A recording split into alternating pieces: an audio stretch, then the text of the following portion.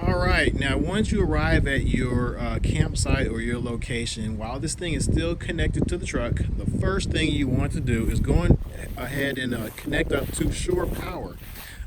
So this is a 50 amp camper, and right now I'm parked at my house. I'm connected to the plug in my house, but so this is the, let me unscrew this. So this twist, this twists a little bit and pulls out. So basically, this plugs in directly there. You line it up. Let me see. Push, twist. It's not very easy holding one hand and doing all this one-handed, but let me see. There you go. It's easier to do this with two hands. But there, you get that all screwed on tight. Plug that in. And the other end of this, you plug into the, let me unplug this so you can see what it looks like. Well, I also like to run it through this surge protector, just in case there's like a lightning strike or something happens. In fact, yeah, always run it through this. So basically plug this in to here, and then you'll plug that in to your shore power. Let me show you what that looks like. All right, so this is for a 50 amp connection. You plug that right into wherever you are. Now, if you're somewhere you need, you only have 30 amp service, you're gonna connect this dog bone to that. Let me pull this out real quick. All right, so this is another dog bone. So this is 50 amp service.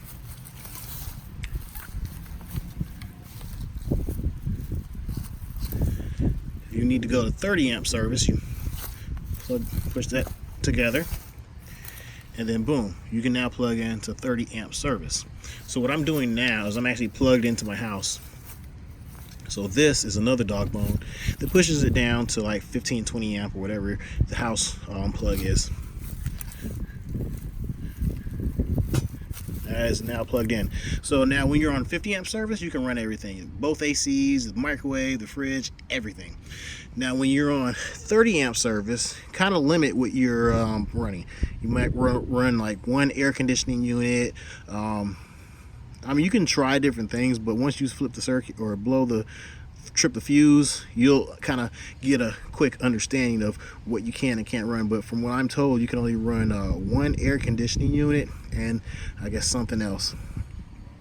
So whenever you get a campsite, make sure you are getting 50 amp service. So basically, once you get this thing disconnected, or to get it disconnected from your truck, is the exact same thing.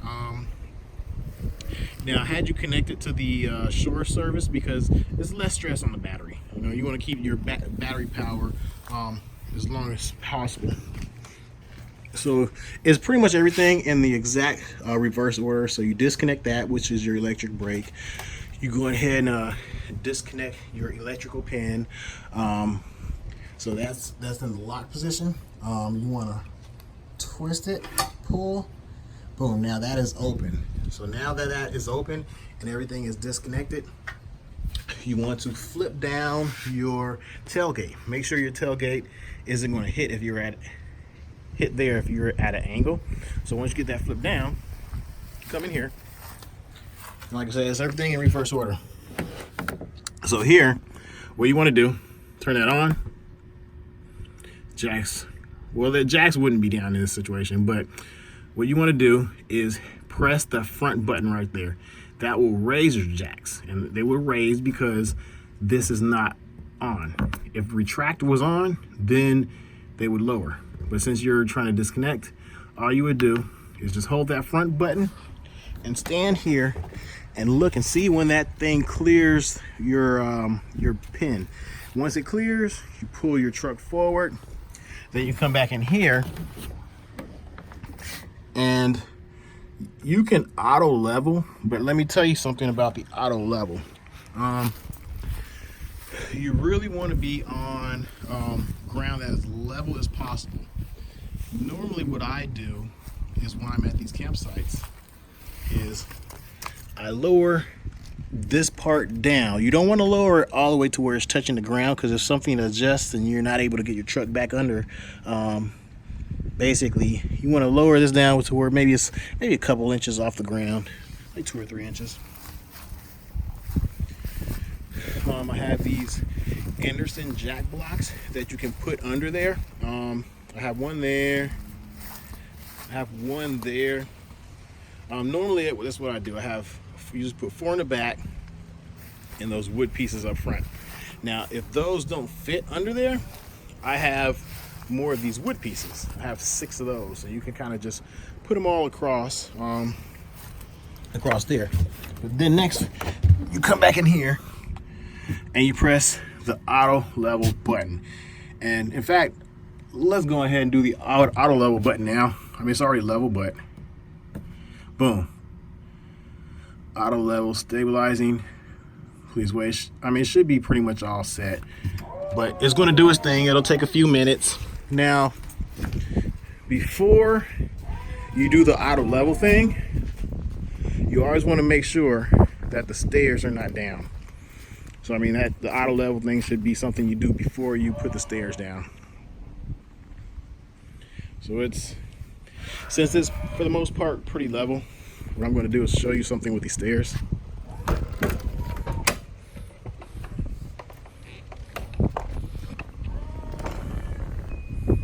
Boom, I just heard it beep, so it is complete now. So when you open this door, let me show you. You want to make sure the door is all the way open, or these stairs are going to hit like part of this door. So you got it all the way open,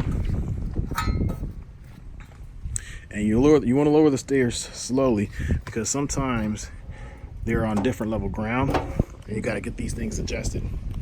So what you want to do when you put those stairs down is you want to adjust these little pin things, right? So this pin right here, there's one on each side, one on this side too, but you push that out, and you can actually pull that out and adjust the floor things. So you want to adjust those. Let me put that again. You want to adjust those. So if you look at this floor piece, so this part is not applying too much pressure on there, because if you're pressing this on that piece, it'll bend. You'll know when you start stepping on it. You'll be like, oh, something's not. It's like you'll know it's not supposed to press that hard on there. But at the same time, you want it low enough so it clears this door. So if you close the door, boom. If you look at that, it's kind of close, but it clears the door, right? So here you could probably lower it a little bit more. Let me show you something that happened here. There's a little scratch that got there from not lowering the stairs enough. So just make sure the stairs are at the right height. Boom. And that's pretty much it with getting this thing disconnected and set up onto the shore power. That's it. All right, finally we are going inside the camper. Boom. All right, we are inside. Remember, we just parked it from our long road trip. I'm going to turn on some of these lights so we can see a little bit better. I'll come back to this control panel. We turn on some living room lights. Those are outside lights. There we go. That's good enough for now. So boom. Before we start, okay, let me look at this. So these are the 4 slides. Before we actually control those slides, I want to go through here and make sure nothing it has opened. Like, so there's some cabinets over in there. Just want to make sure those cabinets have not opened, because see this big slide? That's a slide piece that actually goes back. So make sure those cabinets have not opened. Same thing with back over in here. I'm gonna step over this couch here so we can actually look back in here. So there are some cabinet doors. It's hard to see. Down there, you want to make sure that has not opened. This has not opened, because basically this, it's hard to see in here, but that would get caught with this slide. Same thing on the other side. The cabinet door there, there's one down below.